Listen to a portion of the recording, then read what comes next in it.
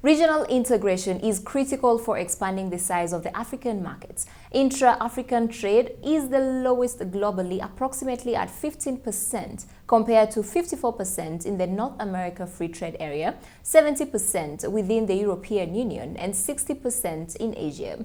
On this episode of Doing Business in Rwanda, we will unpack how Africa can develop and grow together. You will be with me, Narengwa Fiona Muthoni.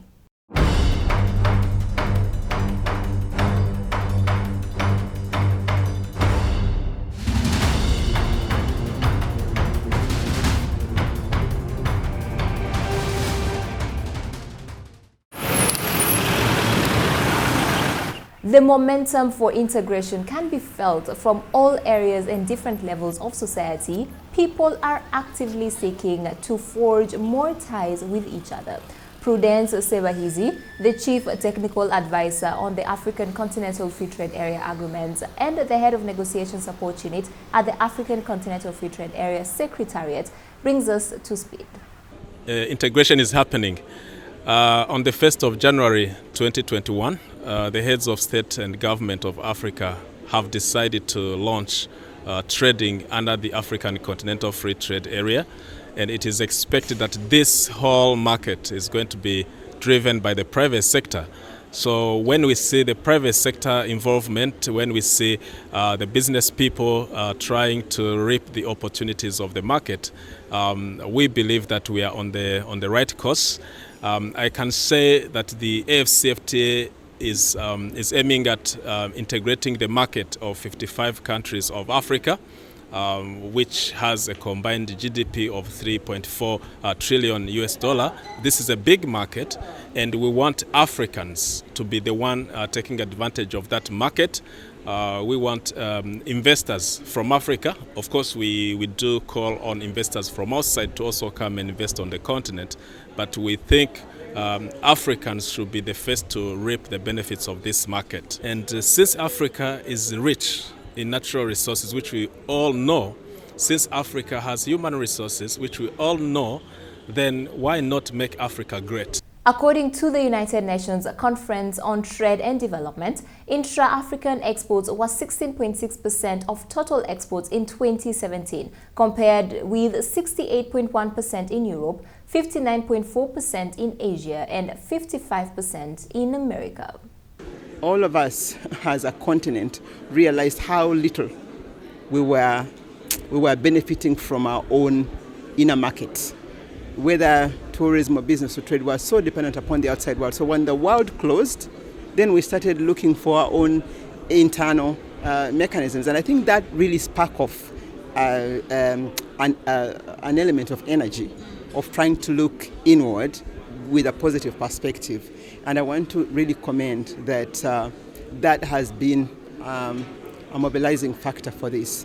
Our two governments have really worked on consolidating a relationship between our two countries with the purpose of bringing our people together. So when we did come in here, it was clear to me from the guidance of His Excellency, our President, that he wanted our presence here to make a difference in connecting people and connecting Rwanda and Ghana for business and trade, because we just endorsed our AfCFTA. The trade between the two countries is rather minimal, but then it presents an opportunity for us to do more. Earlier in March, when we came to Rwanda, we realized that we went to the market. We saw that when it comes to consumables, the presence of Ghanaian products in Rwanda, the shelves were very minimal. So it wasn't too strange to see that the numbers were too small. I'm sure when you come to Ghana and go around to the consumable markets, the supermarket, the retail shops and stuff like that, you find that there is little or no presence of Rwandan products there.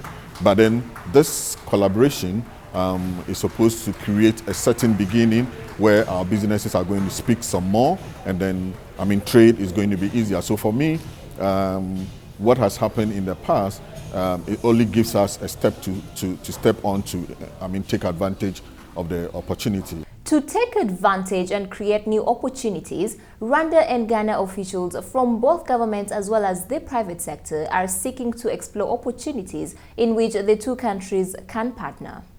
Despite the challenges of the COVID crisis, based on that foundation and collaboration and support from Team Rwanda and Ghana, we're able to establish and open our offices end of last year. By that time, we had done consultations and also tried to at least, pick what could possibly be areas of potential engagement. And I want to say 3 areas came out very clear. First is tourism, and then second is business, investment and trade, and the third is education. Before any partnership, you have to get a better understanding of what is required from both partners in order to align. And so I think this is the beginning of something exciting. From my perspective, I think it's more on the manufacturing and technology as well as education. So getting a sense of what has worked in Rwanda, what is working or not working in Ghana, and seeing sort of opportunities to collaborate to basically optimize both sectors and increase our trade. AfCFTA presents a very interesting opportunity for both countries. And so wherever we can sort of leverage on our collaboration and any partnerships today, I think that would be very useful. For us, our biggest product is cocoa.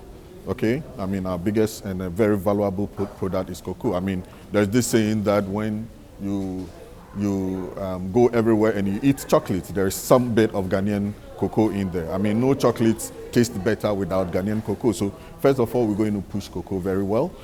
Fortunately, there is some interactions between Rwanda and Ghana as far as cocoa is concerned. And when we're talking in Rwanda, we also are aware of the fact that we are not talking about Rwanda alone, we are talking about all the adjoining countries.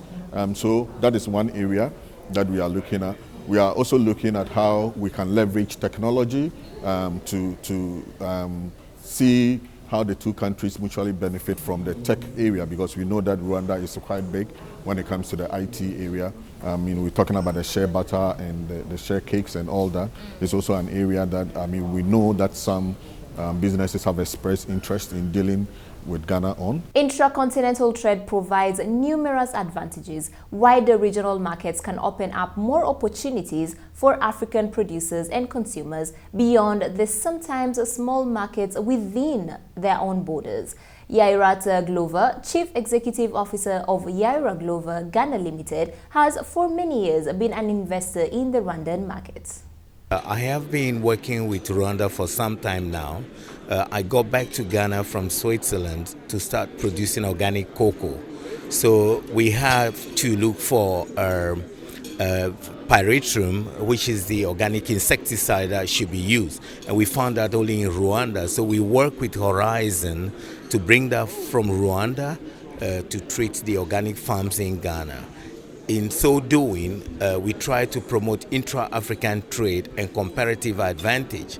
I mean, this year we've imported over $2 million worth of pyrethrum from Rwanda alone, because we really would want to curb rural-urban migration in Ghana and also in Rwanda by making it attractive, having a good market for the pyrethrum that the farmers produce. It's not been very easy, but I think because of Rwanda, Rwanda is trying to really promote this intra-African trade seriously, and the movement of people, free movement of people within the continent is also being promoted by Rwanda. So I think what Rwanda is trying to achieve, which has helped me so much, is to trying to bring uniform standards when it comes to cross-border trade. And this is what other African countries must emulate to make it easier for all of us. The standards board of all these African countries must come into an agreement that once a product is certified in each of these countries, it must be allowed in the other one. The Rwanda Standards Board is doing a great job there. Till now, the pyrethrum that we import from Rwanda has always been the highest standard. When you bring the goods in Ghana, they have to be tested again. And when we test them from Rwanda, we always have the top-notch quality, premium quality. Integration of the African markets has been an ongoing conversation for some time now. Prudence Sebahizi, the Chief Technical Advisor on the AfCFTA and Head of Negotiations Support Unit, just tells us that for integration to be achieved, it is not as easy as it sounds. This is a process. Negotiations have taken about 3 years. Ratification process to domesticate the AfCFTA agreement can also take some time. What I think for sure is that some countries, today we have 38 countries have already ratified. 38 countries out of 55 is a big number. We have 54 countries out of 55 again have signed the agreement. It's a big number with the exception of Eritrea, which we also hope to come on board anytime soon. So there is a political will. That one we can confirm there is a political will. But also the national processes for ratification and domestication of international agreement differ from one country to the other. So basing on that political will, we believe that now that trade has started, the push from private sector is going to put government to task to ensure that they fast-track their national processes. And the private sector is going to play a very key role because, first of all, they have to produce for the market. They are the ones who will be testing the authenticity of the market, of the legal instrument of the market. So if the private sector start operating, then the governments will know where they have to improve. Prudence Sebahizi further tells us the 3 important things that we need to know that are crucial to the integration. There are 3 things that people have to know. There's what we call tariff. Tariff, when you move a product from one country to the other, before it accesses another market, you have to pay import duties. So you have to pay extra cost to the cost of the product itself for that product to be on the market. In Africa, on average, we have 6.9% tariff. So it means when you buy something for $1,000, you have to add 6.9% of it as a cost of tariff.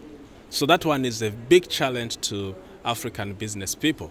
So that tariff is going to be reduced to 0 when it comes to products that are produced from within the continent. And this will take about between 5 to 10 years to reach 0 tariff on about 97% of the products that are produced or traded in Africa.